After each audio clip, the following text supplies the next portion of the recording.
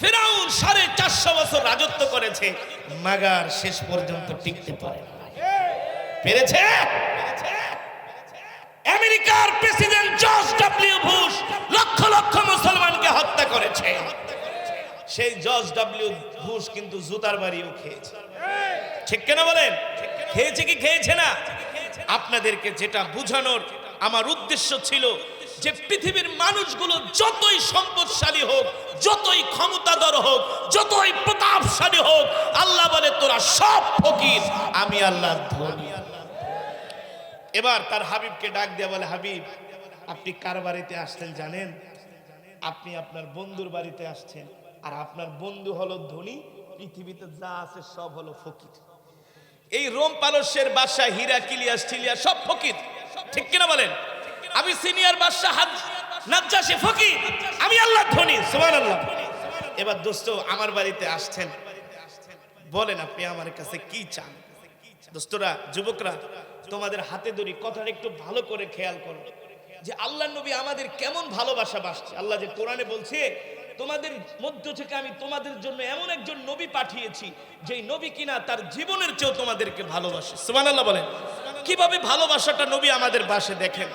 আল্লাহ তাআলা ডাক দেয়া বলে, হাবিব আপনি আমার বাড়িতে আসছেন, যা চাইবেন, সুবহানাল্লাহ, যা চাইবেন তাই, সুবহানাল্লাহ, যা চাইবেন তাই পাইবেন। কি চান শুধু বলেন। রাজত্ব দিয়ে দিব, অর্থ দিয়ে দিব, আলিশান জিন্দেগি দিয়ে দিব, কি চাইবেন? অথচ রহমাতুল্লিল আলামিনের ঘরের চুলায় 3 দিন পর্যন্ত আগুন জ্বলত না। ঠিক কিনা বলেন? আল্লাহর নবী একদিন ঘরে গিয়েছে, প্রচন্ড ক্ষুধার্ত। আম্মা জান আয়েশাকে ডাক দিয়া বলি, ইয়া আয়েশা আনা আতশানুন জিদ্দান। আয়েশা, ঘরে কোনো খাবার আছে? থাকলে একটু দাও, সারাদিন কিছু খাই নাই, ক্ষুধায় শরীর থরথর করে কাঁপতেছে। আম্মা জান আয়েশা চোখের পানি ছেড়ে বলে, গো আল্লাহর নবী, ঘরে তো কোনো খাবার নাই। নবীজি বলেন, আমি শুইতে গেলাম, একটা মানুষ কয়দিন আর না খেয়ে থাকতে পারে? আল্লাহর নবী রাত্রবেলা শুয়ে আছে, কিন্তু ক্ষুধা পেটের মধ্যে থাকলে কখনো ঘুম আসে না। ক্ষুধা অবস্থায় ঘুমাইছেন কখনো? ঘুমাইছেন? আমরা ছোটবেলায় যখন মাদ্রাসায় পড়তাম, মাদ্রাসায় শুধু ডাল আলু ভর্তা দিত। কি দিত? ডাল আলু ভর্তা। আর ডালের মধ্যে সাদা সাদা পোকা থাকতো, পোকা।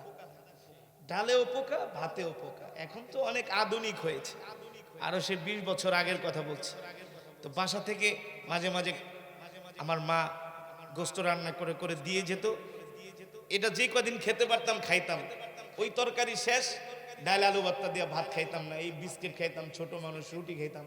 তো অনেক সময় রাত্রবেলা না খেয়ে ঘুমায় থাকতাম।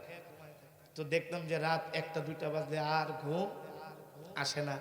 পরে ট্রাঙ্ক খুইলা মশারির ভিতর ট্রাঙ্ক নিয়ে পরে বিস্কিট খাইতাম আস্তে আস্তে। ক্ষুধার যন্ত্রণা যে কত তীব্র হতে পারে, আমি রাসূলের হাদিস, ইতিহাস, সিরাত থেকে আল্লাহ নবীর এই ঘটনাটা যেদিন পড়েছি, অঝোর ধারায় কেঁদেছি যে আমার নবী কত না কষ্ট করেছে। আল্লাহর নবী রাত্রিবেলা শুয়ে আছে, ঘুম আসে না, ক্ষুধার যন্ত্রণায় পাগলের মতো ঘর থেকে বের হয়ে রাস্তা দিয়ে হাঁটতেছে, ক্ষুধার তীব্র যন্ত্রণায়। একটু সামনে আগে যায় দেখে সাইয়েদনা আবু বকর রাস্তায় বের হয়ে গেছে। আল্লাহর নবী ডাক দিলেন, ইয়া আবু বকর, তুমি এত রাত্রিবেলা রাস্তায় কি করো? সাইয়েদনা আবু বকর বলে, আল্লাহর নবী, আনা আতশানুন জিদ্দান, আমি প্রচন্ড পিপাসার্ত, ক্ষুধার্ত। কেন, ঘরে কোনো খাবার নাই? সাইয়েদনা আবু বকর বলে, ঘরে কোনো খাবার নাই। আল্লাহর নবী বলে, আমারও তো একই অবস্থা। এবার দুইজনে হাঁটতেছে, একটু সামনে আগায় দেখে আল্লাহর নবীর আরেকজন কলিজার টুকরা সাহাবী আমিরুল মুমিনিন হযরত ওমর ইবনুল খাত্তাব ক্ষুধার যন্ত্রণায় ঘর থেকে বের হয়ে গেছে। হযরত ওমরকে বলা হয় মেজাজে ওহী, যার কথা অনুযায়ী আল্লাহ তাআলা কোরআনুল কারীমের মধ্যে আয়াত নাজিল করেছেন। হযরত ওমর ক্ষুধার যন্ত্রণায় রাস্তায় বের হয়ে গেছে। এ যুবক মুসলমান, হযরত ওমর ক্ষুধার যন্ত্রণায় রাস্তায় বের হয়ে গেছে। আল্লাহর নবী ডাক দিয়ে বলে, ওমর, ঘর থেকে বের হয়েছে এত গভীর রজনী, কারণ কি? হযরত ওমর বলে, গো আল্লাহর নবী, কারণ হযরত ওমর তো জানে আল্লাহর নবীর ঘরের অবস্থা কি, কারণ হযরত ওমরই তো আল্লাহর নবীর স্ত্রী, ঠিক না বলেন? হযরত ওমর তো শ্বশুর, আল্লাহর নবী তো জামাই, জানেন তার জামাইয়ের ঘরের কি অবস্থা। বলে, আপনি যার জন্য ঘর থেকে বের হয়েছে, যে বিষয়ের জন্য আমি একই বিষয়ের জন্য বের হয়ে গেছি। আল্লাহর নবীর ঘরেও খাবার নাই, হযরত আবু বকরের ঘরেও খাবার নাই, হযরত ওমরের ঘরেও খাবার নাই। তিনজন না খেয়ে রাস্তায় পাগলের মতো হাঁটতেছে। আল্লাহর নবী বলে, চলো আবু বকর, আমরা সাহাবী জায়েদের বাড়িতে যাই, জাবেরের বাড়িতে যাই। আল্লাহর নবী গভীর রজনীতে যায় দরজা নক করলেন, ইফতাহিল বাব। হযরত জাবের রাদিয়াল্লাহু তাআলা আনহুর স্ত্রী দরজা খুলে দিলেন। হযরত জাবের রাদিয়াল্লাহু তাআলা আনহুর স্ত্রী দরজা খুলে দিলেন। আল্লাহর নবীকে দেখা সাহাবীরা মনে হয় যে আকাশের চাঁদ পেয়েছে। জোরে বলেন সুবহানাল্লাহ। আল্লাহর নবী সাহাবীর বাড়িতে বসলেন। সাহাবী এক গ্লাস পানি নিয়ে আসলেন, তিনজনকে 3 গ্লাস পানি দিলেন। পানি খাওয়ার পরে কলিজাটা একটু ঠান্ডা হলো। আল্লাহর নবী ডাক দিয়ে বললেন, আবু বকর, ক্ষুধার্ত অবস্থায় পানি খেলেন, কেমন লাগলো? সাইয়েদনা আবু বকর বলে, ও আল্লাহর নবী, মনে হয় কলিজাটা ঠান্ডা হয়ে গেছে। সুবহানাল্লাহ। ওমর, আপনার কাছে কেমন লাগলো? ওগো আল্লাহর নবী, মনে হয় কলিজাটা ঠান্ডা হয়ে গেছে। রাহমাতুল্লিল আলামিন বলে, ওমর, আবু বকর শোনেন, এই যে আমরা পিপাসার্ত অবস্থায় আল্লাহ তাআলার নিয়ামত যেই পানি পান করলাম, মনে রাখবেন কাল হাসরের ময়দানে আল্লাহ তাআলা এই 1 গ্লাস পানিরও হিসাব নিবে। এই 1 গ্লাস পানিরও হিসাব আল্লাহ নিবে। যে আমার দুনিয়াতে আমার রিজিক খেয়ে, আমার নিয়ামত খায়া তোদের এই শক্তি কোন কাজে ব্যয় করছস? ঠিক না বলেন? কোন নেতার পিছনে ঘুরছস? কোন নেত্রীর পিছনে ঘুরছস? কোন বড় ভাইয়ের পিছনে ঘুরছস? আমি আল্লাহ তোদেরকে হায়াতের জিন্দেগি দিয়েছিলাম, আমি তোদের জন্য আমার কলিজার টুকরা নবী পাঠিয়েছিলাম। তার আদর্শ মানছস কিনা, তাকে ভালোবাসছস কিনা, তার অনুসরণ অনুকরণ করছস কিনা, আল্লাহ তাআলা কাল হাসরের ময়দানে প্রত্যেকটা মানুষকে ধরে ধরে যাররা যাররা হিসাব নেবে। ঠিক কিনা বলেন? সেই কথাই বলছিলাম। আল্লাহ তাআলা তার হাবিবকে ডাক দিয়ে বলে, হাবিব, আল্লাহুল গনি, আমি ধনী, সব ফকির, আপনি আমার বাড়িতে আসছেন, কি চান আপনাকে তাই দিব। আল্লাহর নবী রাহমাতুল্লিল আলামিন বলতে পারতেন, আল্লাহ, আমার ঘরে খাবার নাই, আমার পরিবার না খেয়ে আছে, আমার সাহাবীরা না খেয়ে আছে, আমি আমার পরিবারের কষ্ট সইতে পারি না, আমার কষ্ট সইতে পারি না, আমার সাহাবীদের কষ্ট সইতে পারি না। আল্লাহ, আপনি আমাকে ধন সম্পদ দেন, টাকা পয়সা দেন, অর্থবিত্ত দেন, আমাকে ক্ষমতা দেন, আমাকে আলিশান জিন্দেগি দেন, আমি যাতে আরামে এসে জীবন কাটাই দিতে পারি। আল্লাহর নবী আল্লাহ তাআলার কাছে চাইলে চাইতে পারতেন কিনা? জোরে বলে।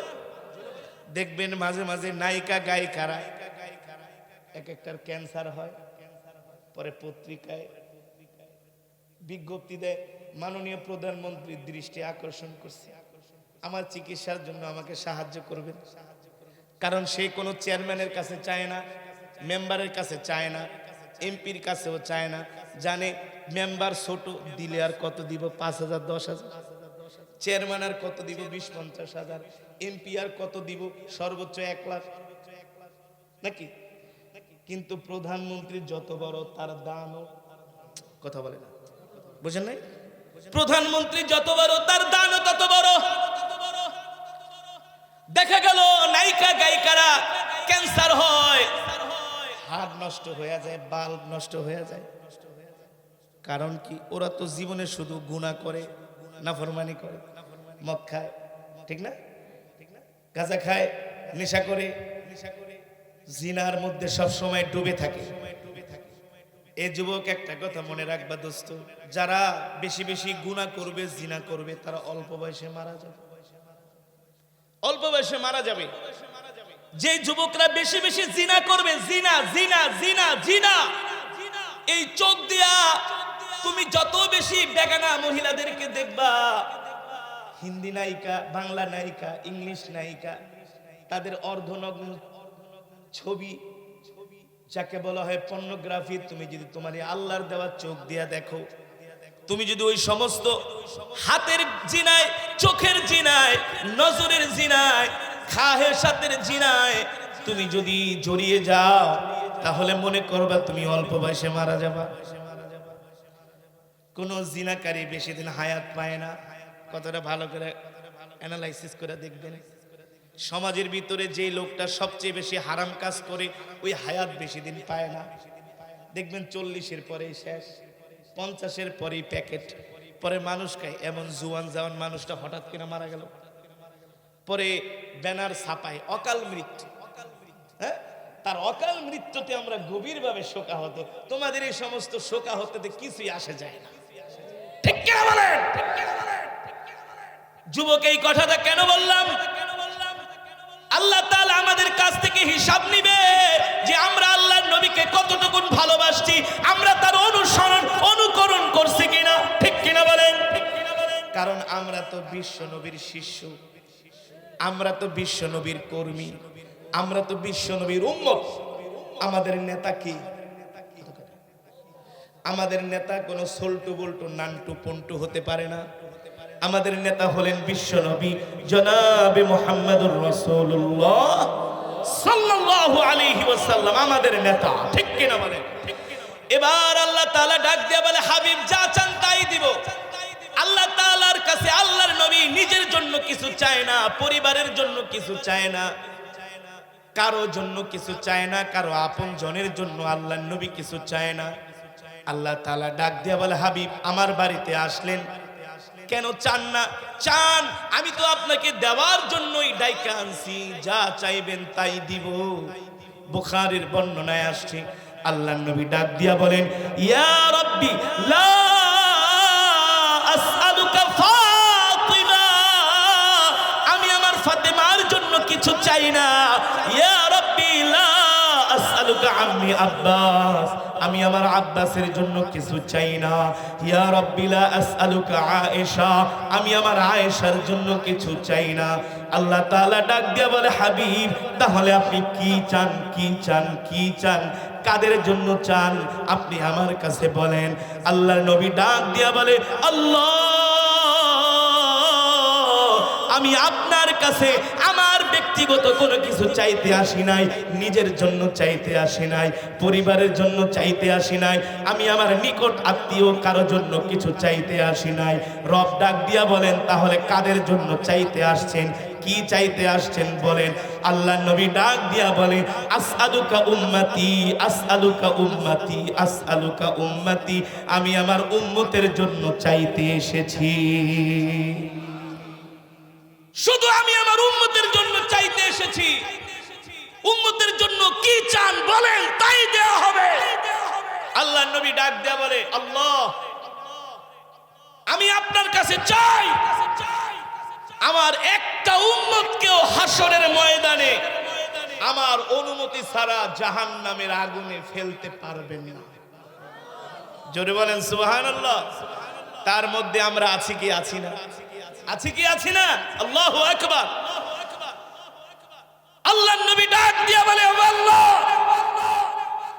আমার উম্মতরা যতই গুনাহ করুক না কেন, সেই পয়গম্বর মূসার উম্মতদের মতো আমার উম্মতকে আপনি দুনিয়াতে ধ্বংস করতে পারবেন না, শাস্তির আযাব দিতে পারবেন না। যা দেওয়ার হাসরের মাঠে দিবেন, আমার সামনে দিবেন। সুবহানাল্লাহ বলেন।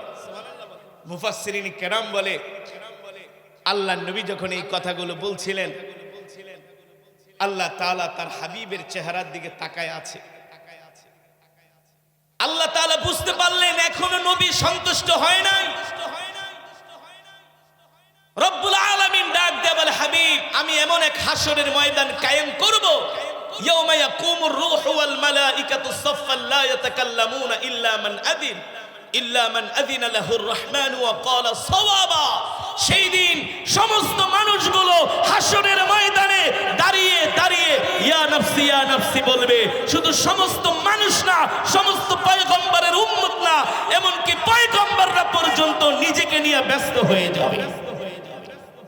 ঠিক কিনা বলেন? সমস্ত পয়গম্বররা চাইবে আমাকে খুশি করতে, সুবহানাল্লাহ। সমস্ত পয়গম্বরের উম্মতরা চাইবে আমি রবকে খুশি করতে, কিন্তু আমি চাইবো আপনাকে খুশি করতে। যতক্ষণ পর্যন্ত আপনার মুখে হাসি না ফুটবে ততক্ষণ পর্যন্ত আমি রব আপনার উম্মতকে হাসরের ময়দানে মাফ করতেই থাকবো, মাফ করতেই থাকবো। সুবহানাল্লাহ। আল্লাহ তাআলা বলছে আমি আপনার উম্মতকে মাফ করতেই থাকবো।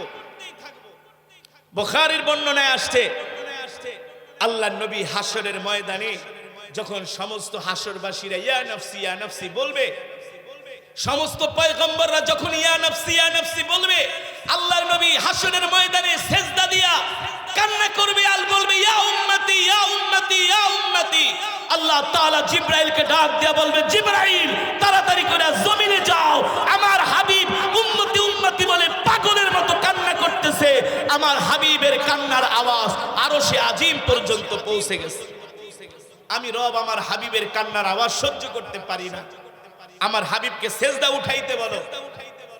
আমার হাবিব কি চায় তাকে যে বলো। এবার জিবরাইল এসে বলবে ইয়া মুহাম্মদ ইরফা রাসাক, ইয়া মুহাম্মদ ইরফা রাসাক। আপনি আর কাঁদবেন না, আপনার কাঁদা আরশে আজিম পর্যন্ত পৌঁছে গেছে। আপনার কান্না আল্লাহ তাআলা সহ্য করতে পারেন না। আপনি আপনার সিজদা উঠান। আল্লাহর নবী সিজদা উঠাবেন। বুখারীর হাদিস, জিবরাইল বললেন ইশফা তুশাফা। আল্লাহ তার হাবিবকে শিখাই দিয়েছে ইশফা তুশাফা। নবী আজকে আপনি আপনার উম্মতের জন্য সুপারিশ করতে থাকেন আর আমি আল্লাহ মাফ করতেই থাকি। আমাদের জন্য নবীজি সুপারিশ করবে। কাদের জন্য? কাদের জন্য? জোরে বলেন কাদের জন্য? আমাদের জন্য। যেই নবী আমাদের জন্য সুপারিশ করবে, আল্লাহ নবী বলে উম্মত আমি কি শুধু মেরাজে যায় তোমাদের কথা বলেছি? শুধু মেরাজে যায় বলি নাই, আমি যেখানে গিয়েছি সেখানে তোমাদের জন্য দোয়া করেছি। আল্লাহ নবী বলে উম্মত আমার যখন ইন্তেকাল হয়ে যাবে, মালাকুল মউত আজরাইল আল্লাহ নবীর ঘরের দরজার সামনে এসে হাজির হয়ে গেছে। মালাকুল মউত বলতেছে ইফতাহিল বাব, দরজা খোলেন। আল্লাহ নবীর পাশে হযরত ফাতেমা বসে আছেন। নবীজি মিসওয়াক করে শুয়ে পড়লেন। আম্মা জান আয়েশাকে বললেন, আয়েশা আমার মনে হয় আজকে আমার ইন্তেকাল হয়ে যাবে, তোমার বাবা আবু বকরকে ডাক দাও, আবু বকরের সাথে আমি কিছু কথা বলি। আল্লাহ নবী সাইয়েদনা আবু বকরকে ডাকলেন। নবীজি শুয়ে আছেন, সাইয়েদনা আবু বকর এসে আল্লাহ নবীর চেহারা মোবারক একটা চুমু দিলেন। আল্লাহ নবী ডাক দিয়ে বলেন, আবু বকর আমি আর মসজিদে নামাজ পড়াতে যেতে পারবো না, আমার আজকে ইন্তেকাল হয়ে যাবে, তুমি আমার সাহাবীদেরকে দেখে রেখো, তুমি আমার সাহাবীদেরকে দেখে রেখো, তুমি আমার অবর্তমানে নামাজের ইমামতি করো। হযরত আবু বকর কান্নায় ভেঙে পড়ছেন। মসজিদে নববীতে কান্নার রোল পড়ে গেছে, মদিনার মধ্যে কান্নার রোল পড়ে গেছে। আল্লাহর নবী বিদায় হয়ে চলে যাবেন। নবীর স্ত্রীরা বসে আছে, হযরত ফাতেমাও বসে আছে। মালাকুল মউত ঘরের দরজায় নক করলেন। আল্লাহ নবী বললেন, ফাতেমা ঘরের দরজা খুলে দাও। হযরত ফাতেমা ঘরের দরজা খুলে দিলেন। আল্লাহ নবী ডাক দিলেন, ফাতেমা কে ঘরের দরজার সামনে দাঁড়ানো? হযরত ফাতেমা বলে, গো আল্লাহর নবী, ও গো আব্বা জান, আজকে ঘরের দরজার সামনে যে দণ্ডায়মান তাকে আমি আজ পর্যন্ত কোনোদিন দেখি নাই, তাকে আমার অনেক অপরিচিত মনে হয়। আল্লাহর নবী ডাক দিয়ে বলে, ফাতেমা আজকে আমাদের ঘরের দরজার সামনে যে দাঁড়ায় আছে সে যদি কারো দরজার সামনে যায় খালি হাতে ফিরে আসে না, খালি হাতে ফিরে যায় না। হযরত ফাতেমা বললেন, আব্বা জান কে এসেছেন আমাদের ঘরের দরজার সামনে? আল্লাহর নবী বলে, ফাতেমা আমাদের ঘরের দরজার সামনে এখন মালাকুল মউত আজরাইল দাঁড়ায় আছে আমার জান নেওয়ার জন্য, ফেরেশতাকে আসতে দাও। আল্লাহর নবী ঘরের দরজা খুলে দিলেন। মালাকুল মউত অনুমতি নিলেন, ওগো আল্লাহর নবী আমি কি আসবো? আপনি কি আসার আমাকে অনুমতি দিবেন? আল্লাহর নবী ফেরেশতা মালাকুল মউত আজরাইলকে অনুমতি দিলেন। আজরাইল এসে বললেন, ওগো আল্লাহর নবী, আল্লাহ তাআলা আপনাকে আরশে আজিম থেকে সালাম পাঠিয়েছে। জোরে বলেন সুবহানাল্লাহ। এবার মালাকুল মউত বলে, গো আল্লাহর নবী, আমি এমন এক ফেরেশতা, পৃথিবীর কারো জান কবজ করার ক্ষেত্রে আমার অনুমতি নেওয়ার প্রয়োজন হয় না, এমনকি কোন নবীর জান কবজ করার ক্ষেত্রে আমি অনুমতি নেই নাই। কোন পৃথিবীর রাজা বাদশার জান কবজ করার ক্ষেত্রে আমি অনুমতি নেই নাই। কিন্তু আপনি আল্লাহ তাআলার এমন একজন হাবিব, আপনার জান কবজ করতে এসেছি। আল্লাহ তাআলা আমাকে নির্দেশ দিয়েছেন, আগে আপনার অনুমতি নিব, যদি অনুমতি দেন জান কবজ করব, আর অনুমতি না দিলে খালি হাতে ফিরে যাব। যদি অনুমতি দেন জান কবজ করব, আর অনুমতি না দিলে খালি হাতে ফিরে যাব। আল্লাহু আকবার। আল্লাহর নবী ডাক দিয়া বলে, মালাকুল মউত আজরাইল, অনুমতি দিলে জান কবজ করবা, কিন্তু এখনো তো আমার আল্লাহ তাআলার সাথে একটা কথা বলা বাকি রয়ে গেছে। একটা কথা বলা না পর্যন্ত আমি আমার জান কবজ করার অনুমতি দিব না। সুবহানাল্লাহ। মালাকুল মউত বলে, গো আল্লাহর নবী, কি কথা বলবেন? আইনা আখি জিবরাইল, এ মালাকুল মউত, আমার ভাই জিবরাইল কোথায়? আমার ভাই জিবরাইলকে আসতে বলো, আমি তার কাছে একটা কথা বলবো, সে আমার রবের কাছে যায়া বলবি। আল্লাহর নবীর পবিত্র জবান মুবারক দ্বারা এই কথা বলার সাথে সাথে ফেরেশতা জিবরাইল ৭০,০০০ ডানা জাপটায়া আরশে আজিম থেকে আল্লাহর নবীর সামনে এক মুহূর্তে হাজির হয়ে গেছে। কে? জিবরাইল। কে? জিবরাইলের চোখে পানি। এ মুসলমান যুবক, কথাটা ভালো করে খেয়াল করো বন্ধু, আল্লাহর নবী আমাদেরকে কেমন ভালোবাসে।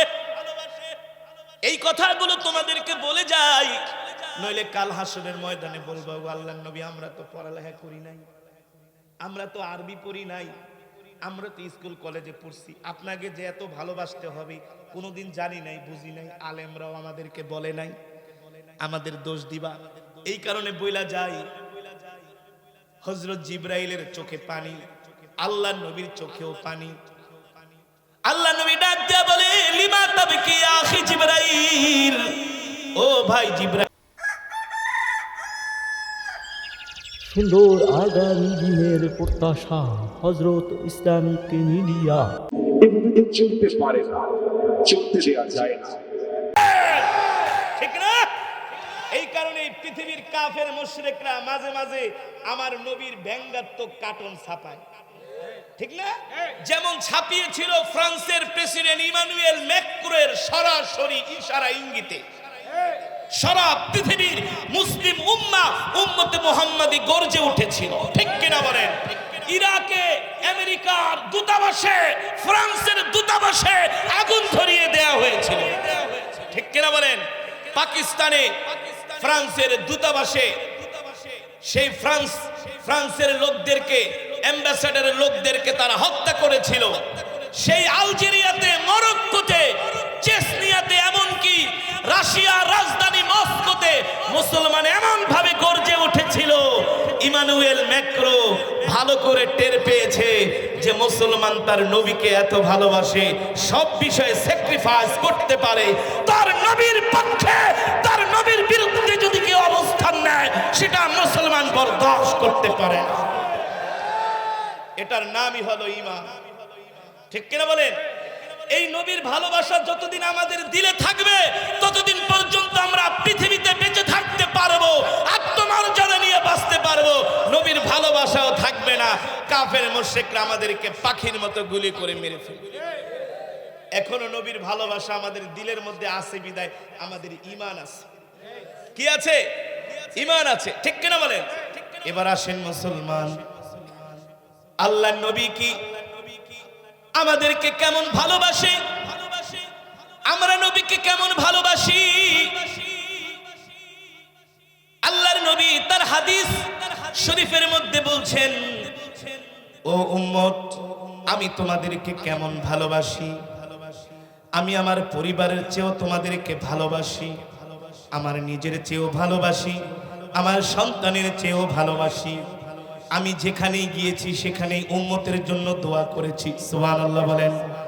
আল্লাহ তাআলা তার প্রিয় হাবিবকে জমিন থেকে আরশে আজিমে নিয়ে গেলেন আল্লাহ তাআলার বাড়িতে আল্লাহ তাআলার সাথে সাক্ষাৎ করার জন্য। ঠিক কিনা বলেন? এ মুসলমান যুবক, কথাটা ভালো করে বোঝার চেষ্টা করো বন্ধু। আল্লাহ নবী আমাদের কেমন ভালোবাসে দেখো।